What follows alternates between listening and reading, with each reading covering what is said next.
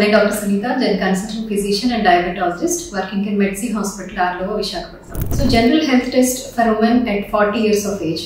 ఎంతమంది ఆడవాళ్ళు 40 సంవత్సరాలు వచ్చిన తర్వాత జనరల్ హెల్త్ టెస్ట్ చేయించుకుంటున్నారు అంటే చాలా చాలా తక్కువ మంది చేయించుకుంటున్నారు. This is very important. ఎందుకు అంటే 40 years దాటినప్పటికి ఏముంటుందంటే చాలా హెల్త్ రిస్క్స్ అన్ని పెరుగుతూ ఉంటాయి. లైక్ డయాబెటీస్ వచ్చే రిస్క్ కానీ, బీపీ వచ్చే రిస్క్, కొలెస్ట్రాల్స్ పెరగడం, క్యాన్సర్స్ లాంటి మెలిగ్నెన్సీస్ రావడం, ఇలాంటివన్నీ కూడా రిస్క్ పెరుగుతూ ఉంటుంది.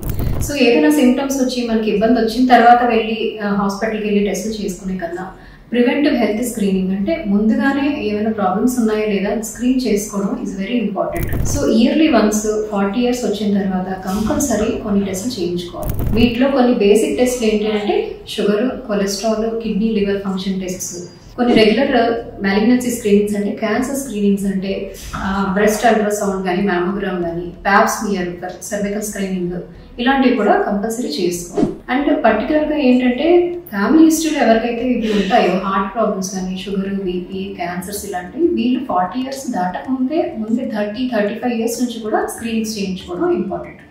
సో మీ హెల్త్ 40 years దగ్గర నుంచి కొంచెం ఎక్కువ జాగ్రత్తగా ఉండాలి.